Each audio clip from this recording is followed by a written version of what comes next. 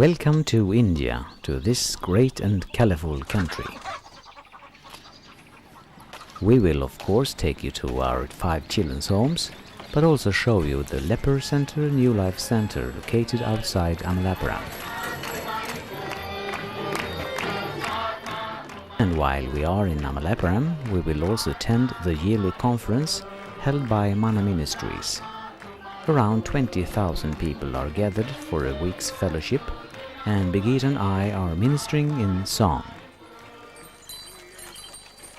But we will also give you some daily life pictures of this, for us, very different country.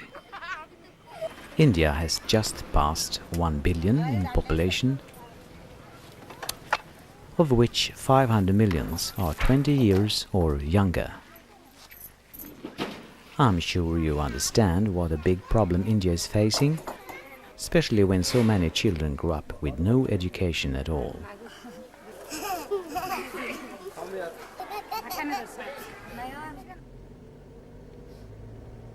We will show you on a map where our work is situated, but first let's take a look at some big cities.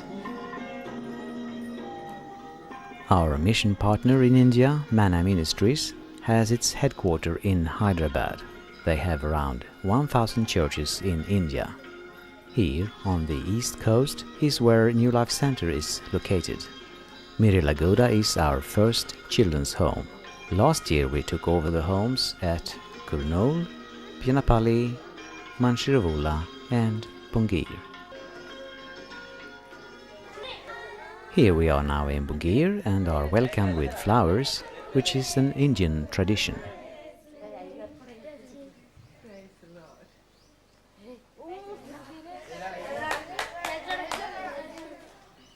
Now we have reached Pianapalli, and BirGitta gets flowers and a big hug. The man to the left of BirGitta is Dr. Ernest Komanapalli, who is the leader of Mana Ministries.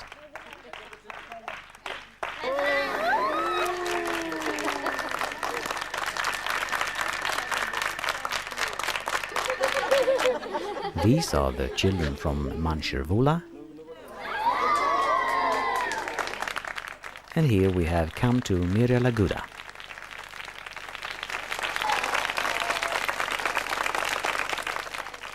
All the children welcomed us with dancing and singing.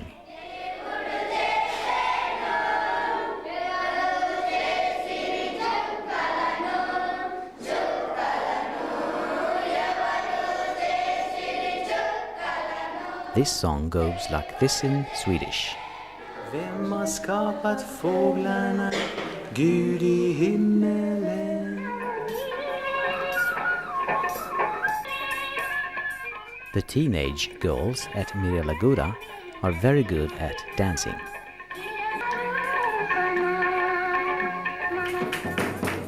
And the boys also wanted to show their skills. They are just a little bit wilder, as boys always are.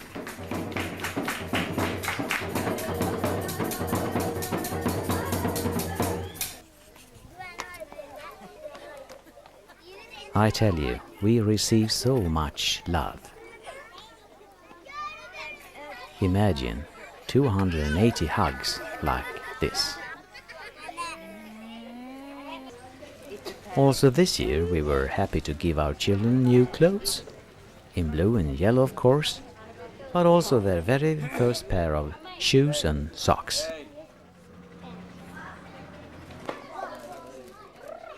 Some asked for help, others should maybe have done so. And 1 or 2 got the very wrong size. But they helped each other to get them on.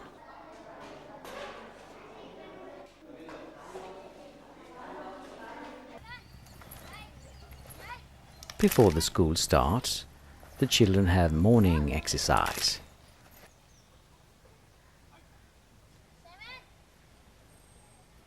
Take a look at this little boy in the middle. He doesn't seem extremely interested.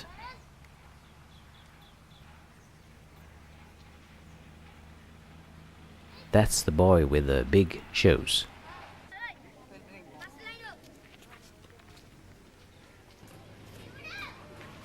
We wanted to change them for a more fitting pair, but he refused. A real little character.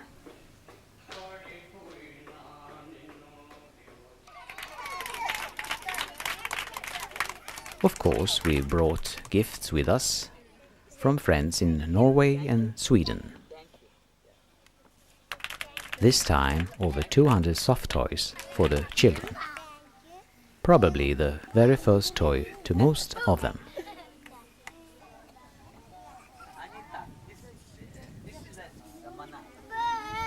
Look at this funny little girl.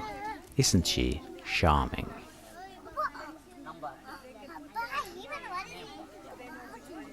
I wonder what I've got.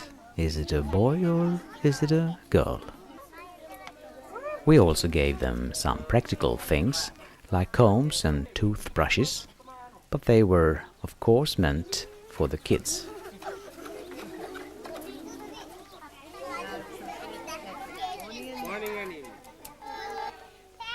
And BirGitta had to kiss all their soft toys. Also this year, a yo-yo company in Sweden sponsored us with yo-yos. And of course, sweets, jelly. How on earth do I eat this thing? I think I better change tactics.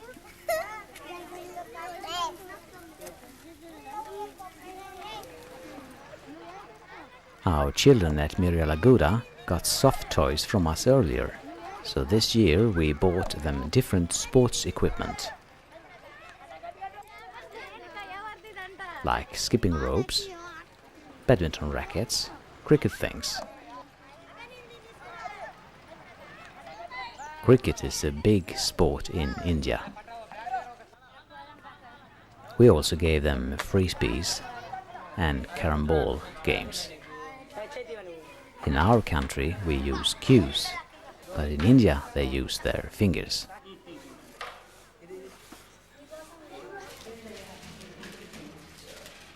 All the children got their own Bible, and BirGitta always has a story to tell.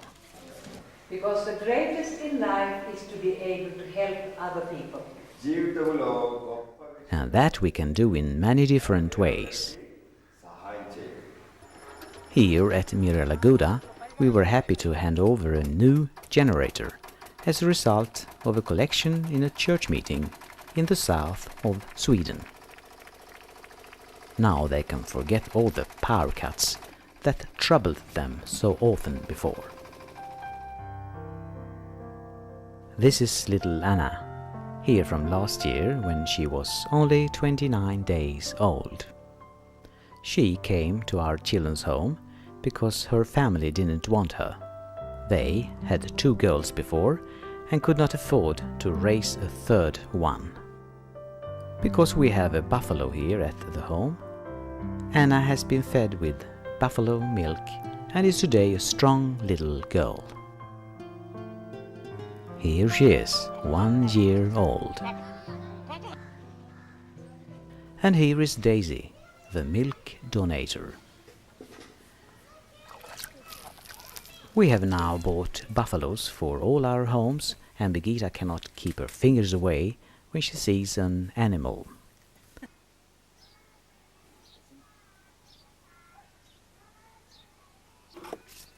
Here is Mr. Williams, the principal of the Knoll home.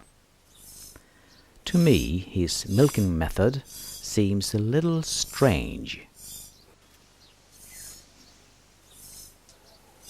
Anyway, he was able to get a bucket of milk, from which they make yogurt for the kids.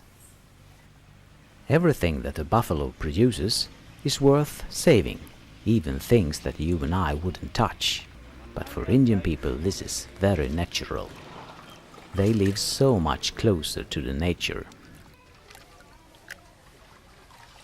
Every morning they collect the muck and mix it in water like this, and spread it out over the dusty roads to bind the dust.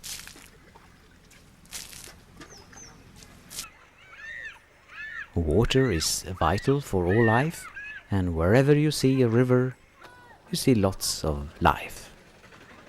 People are washing their buffaloes, their cows, their riches, and some are even driving the trucks straight into the river to clean them. Clothes are washed like this.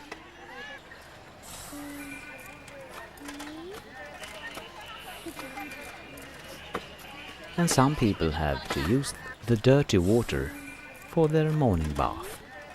And they wash themselves both here and there, in the same water. We are so grateful that all our children have clean water. Last year we invested a lot of money boring for water, so that all our 5 homes should have enough. At Miralaguda the supply is so good that they can share it with the neighbor across the road, who is a brick maker. His daughters come every morning for water. And their father walks in clay like this from morning till night. He doesn't need to visit a health center for a mud bath. He has probably the most smooth feet in the world. His wife gives him a hand mixing some kind of ash into the clay. And the mixture goes into a brick mold. 3,000 bricks are done every day, and the reward is £2.50.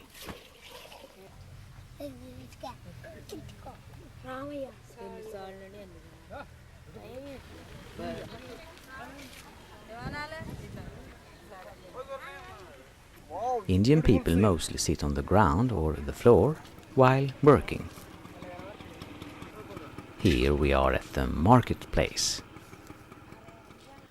This lady sifts the corn or rice from chaff and rat droppings.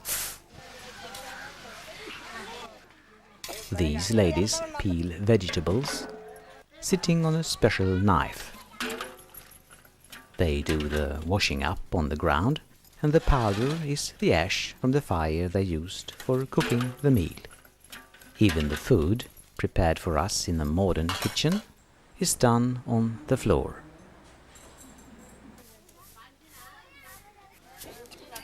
These ladies are making mats to sleep on. I found them in a small village street at Bongir.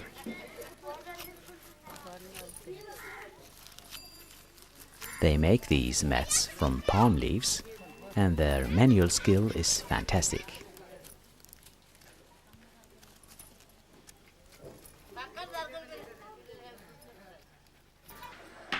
Here we see some men making furniture. And if you happen to sit down on the sidewalk, you might be in for a haircut or a shave. I was too scared to try. The price was right, only 75p. What the cost of getting a tick off the head is, I really don't know. But here it goes, and the lady looks happy. But of course, sometimes one just has to sit down. I met so many friendly people.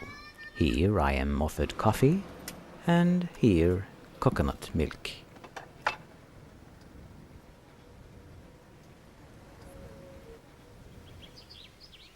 There is so many poor people in India.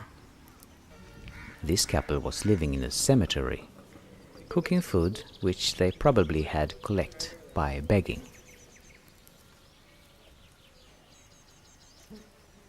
The smith had a little better home. Anyway, he had a roof, even if it was only a plastic sheet. Most people in the villages live in small huts like these. But if you are a farmer, you might afford a little better house that you and your family share with the animals. The cows to the left, one bed to the right, and the children on the floor in the middle. This tape recorder was the only luxury I recognized in this home. Here is BirGitta. She has got our host's bedroom for the night. They, the principal and his wife, was probably sleeping on the floor themselves. Indian people are not used to soft beds like us. You can recognize that from their walking. It's so graceful. You will never ever feel alone in your room. There is always someone watching over you.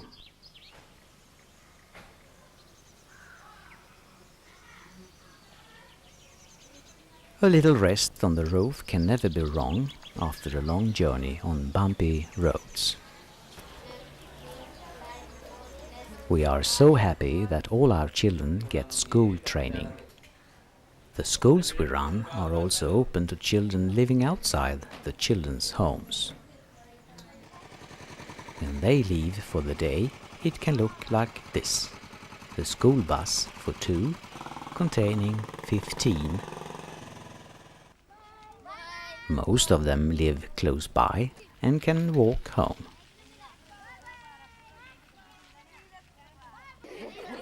You must admit that we have beautiful children. They all seem so happy. Only we could not get this little boy to smile. And this little boy was so sad one night that BirGitta had to comfort him. But he was fine again the next day. Now we are going to visit New Life Center in Amalapuram. And to get there, we have to take a night train from Hyderabad.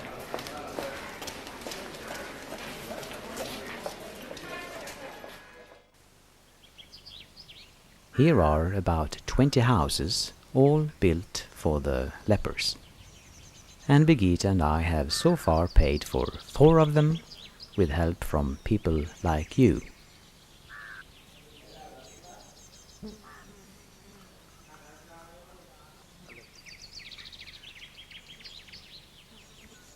Maybe you remember this couple.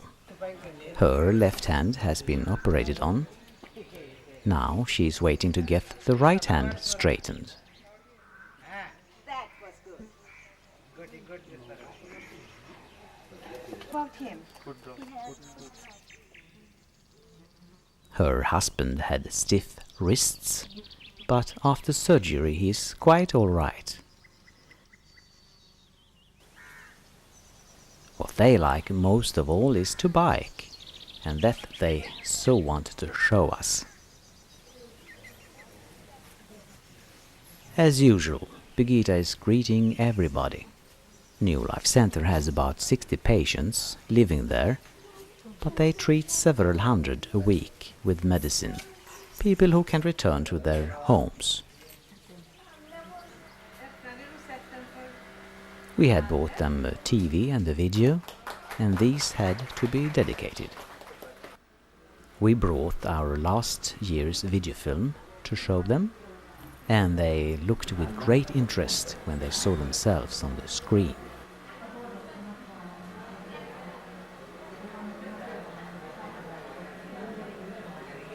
On the roof is an antenna for receiving local programs. We had also invested in a water filter system to give them clean drinking water. New beds, mattresses, pillows and bedspreads are other things we have bought during the past year.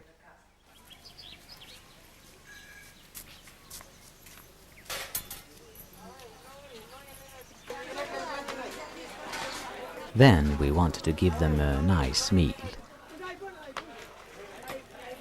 When eating, Indian people use their right hand. Therefore it surprised us how well they managed with such damaged hands. These people have become our real close friends, and we really love them. Our desire is to make their life a little bit easier to live.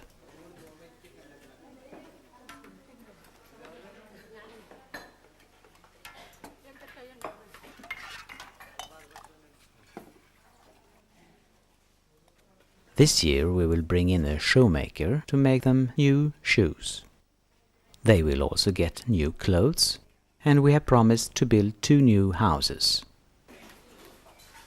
Here BirGitta is talking to this man about the possibility of his getting an artificial arm. And we will investigate and see what we can do to help him. Then it was time to say goodbye to our dear friends, and we will close our film with a little sunshine story. We have 3 children with polio in our homes. One day we took them to a good hospital in Hyderabad for examination. We wanted to see if there was a possibility to do something for them to make them walk normally again. Here we are at the hospital. I didn't want to film while the doctor examined them.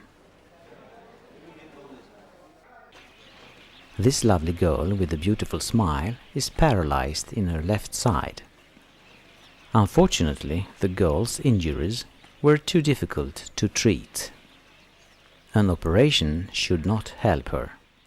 She got a new crutch and was very happy with that. This boy was easier to treat. He has already now in April had 3 operations to a cost of only £800, and we have had good reports of his fast recovery. This is Raju from Bianapalli, one of our children's homes. He is only 13 years old. For 13 years he has been crawling like this on the roads back home. The roads that both people and animals use as toilet. We have been to specialists with him. We could get him operated, but it would take a lot of operations, and he doesn't want that. He has a dream, he has had a dream, and you will see the dream in a minute. This boy was not only born with polio. When he was a baby, his parents broke his legs so that he should become a better beggar. Then they ended their own lives. His parents were probably desperate in their deep poverty. This is Raju's big dream. He has got his bike. And he got it yesterday. Are you happy now? Happy. Very happy. Now he can move as fast as he wants to.